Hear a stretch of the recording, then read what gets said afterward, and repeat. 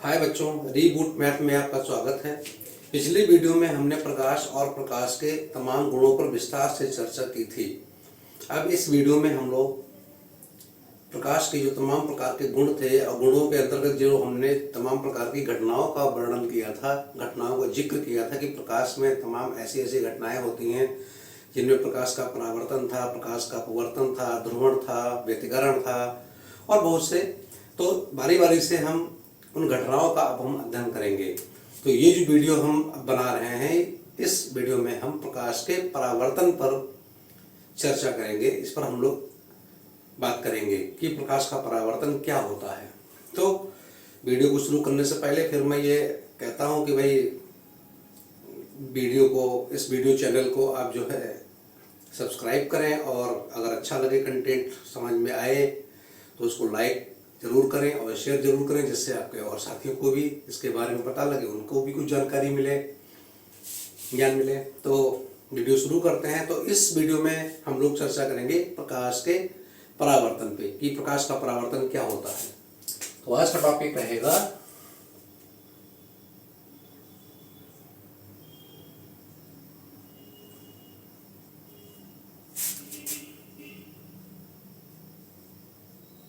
प्रकाश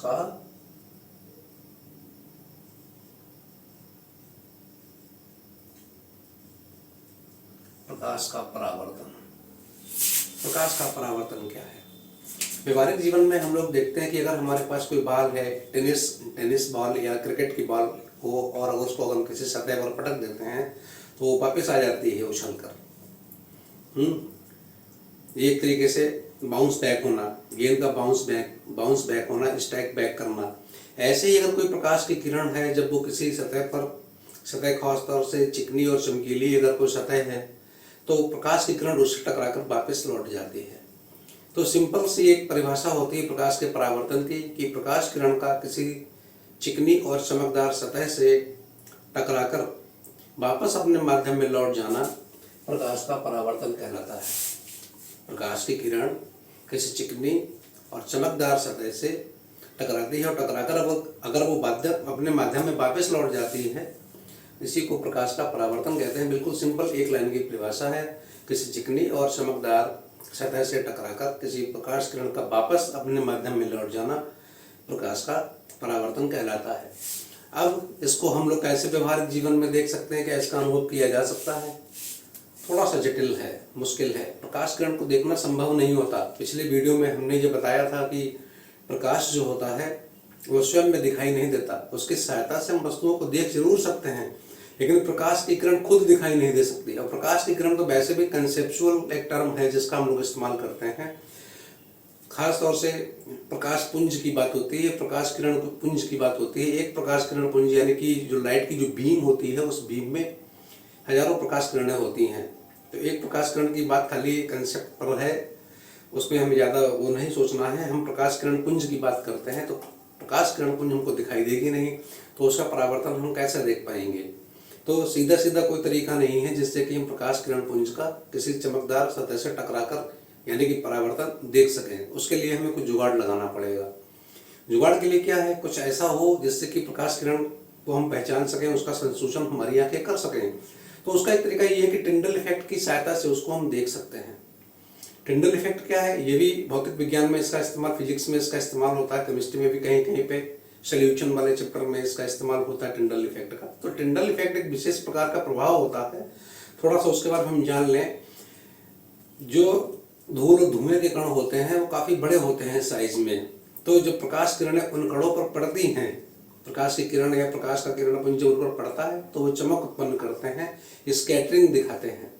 तो अब आप आइडिया लगा सकते हो कि प्रकाश किरण पुंज जिस मार्ग से जाएगी तो उस मार्ग में पड़ने वाले जितने भी धूल या धुएं के कण होंगे, वायु के कण होंगे, तो वो स्कैटरिंग करेंगे, चमकेंगे। तो हम आइडिया लगा सकते हैं। तो हमें बाकायदा प्रकाश का पथ जो है चमकता हुआ दिखाई देगा। तो ये टिंडल इफेक्ट की सहायता से हम प्रकाश के परावर्तन को देख सकते हैं। इसलिए एक छोटा सा एक्सपेरिमेंट करना पड़ेगा। चिकनी चमकदार सतह ले सकते हैं और टिंडल इफेक्ट उत्पन्न करने के लिए हमें धूल या धुएं की जरूरत पड़ेगी। तो धुएं के लिए आप धूपबत्ती वगैरह सुलगा सकते हो, सुलगा कर जो है धुआं इकट्ठा कर सकते हो। तो जब धुआं इकट्ठा होगा, प्रकाश की पुंज जब चलेगी तो जिस मार्ग से, जिस पथ से प्रकाश की पुंज गुजरेगी, तो उस पथ पर पड़ने वाले जो धुएं के कण होंगे स्कैटरिंग दिखाएंगे, वो चमकेंगे। तो बहुत आसानी से हम प्रकाश के पथ को देख सकते हैं। ये एक तरीका है जिसकी सहायता से हम प्रकाश को नहीं देख पाएंगे, लेकिन एक तरीका है कि प्रकाश के पथ का संसूचन कर सकते हैं कि इस रास्ते से होता हुआ प्रकाश जा रहा है। तो छोटा सा एक्सपेरिमेंट है, वीडियो में अभी देखते हैं। देखिए, प्रकाश के परावर्तन को दिखाने के लिए हमने पूरे कमरे में जो है धुआं भर रखा है, जिससे कि टिंडल इफेक्ट उत्पन्न होगा। क्योंकि हम जानते हैं कि प्रकाश की किरण जो होती है दिखाई नहीं देती है। प्रकाश की सहायता से हम वस्तुओं को देख तो सकते हैं, लेकिन प्रकाश स्वयं में दिखाई नहीं देता। अब प्रकाश जब दिखाई नहीं देता तो उसका हम संसूचन कैसे करेंगे, कैसे वो हमको दिखाई देगा? तो उसका सबसे अच्छा तरीका ये है कि हम टिंडल इफेक्ट उत्पन्न करें। कहते हैं कि टिंडल इफेक्ट में जो धुएं के कण होते हैं वो सूर्य की प्रकाश की जो किरणें होती है उनसे चमकने लगते हैं। तो यहाँ पर हमारे पास एक लाइट बीम है, सूर्य की किरण तो नहीं है, लेकिन हम एक लाइट बीम लेंगे ग्रीन कलर की, और उसको हम इस मिरर पे डालेंगे और देखते हैं परावर्तन होता है कि नहीं होता है। तो हम देख रहे हैं कि किस तरीके से प्रकाश की किरण हमको दिखाई दे रही है। ये प्रकाश की किरण, एक्चुअली ये प्रकाश की किरण नहीं है, ये लाइट बीम है। और हम देख रहे हैं कि लाइट बीम जो है आकर मिरर से टकराकर वापस अपने मीडियम में जा रही है। रोशनी में ये इतनी अच्छी नहीं दिखाई देगी, कुछ अंधेरा करते तो और ज़्यादा बेहतर चमकेगी।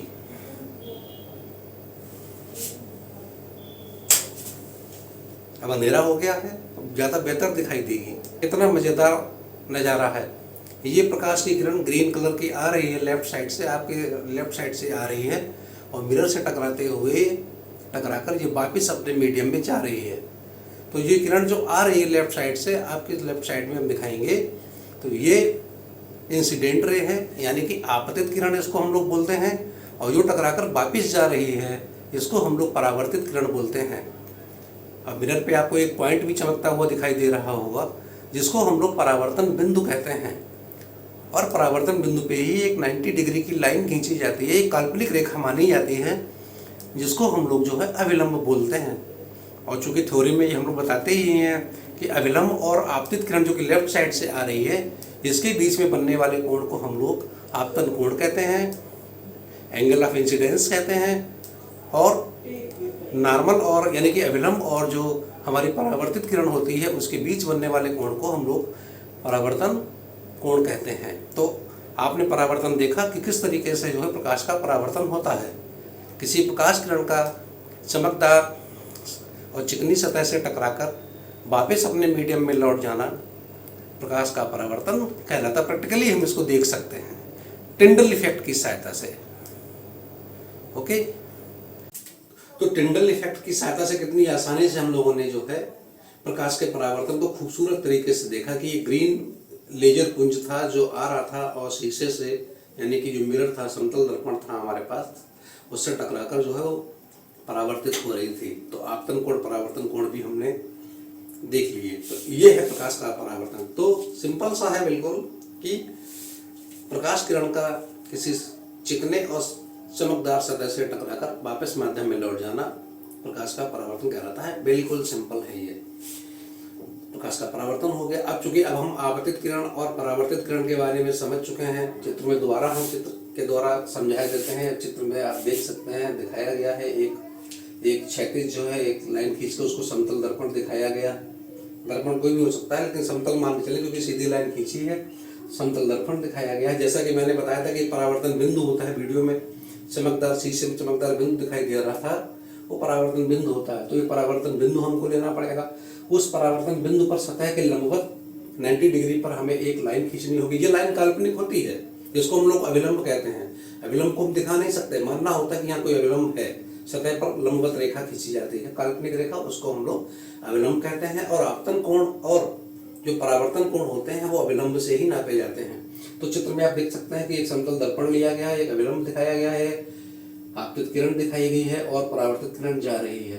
तो अविलंब और आपतित किरण के बीच का बनने वाला कोण जो है आई होता है, इसको हम लोग आई से प्रदर्शित करते हैं। और अविलंब और परावर्तित किरण के बीच बनने वाला कोण जो है वो परावर्तन कोण होता है, जिसको हम स्मॉल r से प्रदर्शित करते हैं। तो ये चित्र के द्वारा किताबों में भी आप देख सकते हैं इसको, ये इस चित्र की सहायता से प्रकाश के परावर्तन को दर्शाया गया है। इसके बाद आ जाते हैं परावर्तन के नियम। जब प्रकाश किरण परावर्तन की घटना को प्रदर्शित कर रही है तो परावर्तन के नियम भी होते हैं। नियम वेरी सिंपल, 2 नियम केवल हैं। प्रकाश के परावर्तन के 2 नियम होते हैं। पहला नियम यह होता है कि आपतन कोण जो है परावर्तन कोण के बराबर होता है। बिल्कुल सबको रट जानना चाहिए, एक बार सुन लीजिए, लिखने की जरूरत ना पड़े।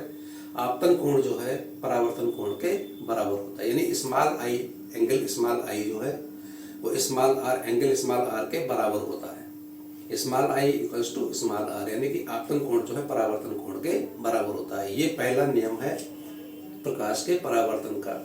दूसरा नियम भी सिंपल है, दोनों नियम प्रत्येक बच्चे को कंठस्थ होना चाहिए। दूसरा नियम क्या होता है, आपतित किरण और परावर्तित किरण और अविलंब तीनों एक ही समतल में पाए जाते हैं। ये दूसरा नियम है। आपतित किरण, परावर्तित किरण और अविलंब तीनों एक ही तल में होते हैं। ये 2 परावर्तन के नियम है, प्रत्येक बच्चे को पता होना चाहिए। 2-3 बार बोलोगे खुद ही याद हो जाएगा। पहला नियम आपतन कोण परावर्तन कोण के बराबर होता है। इसको बहुत आसानी से प्रैक्टिकल के द्वारा, प्रयोग के द्वारा सिद्ध भी किया जा सकता है। पहले ये सिलेबस में हुआ करता था कि प्रकाश के परावर्तन के नियमों का सत्यापन कीजिए, तो बहुत इजीली बच्चे कर लेते थे। इसको मौका लगेगा तो उस पर भी एक वीडियो बनाएंगे। तो पहला नियम क्या है, आपतन कोण परावर्तन कोण के बराबर होता है। और दूसरा नियम क्या है, आपतित किरण, परावर्तित किरण और अविलंब तीनों एक ही तल में होते हैं। तो ये है प्रकाश के परावर्तन के नियम।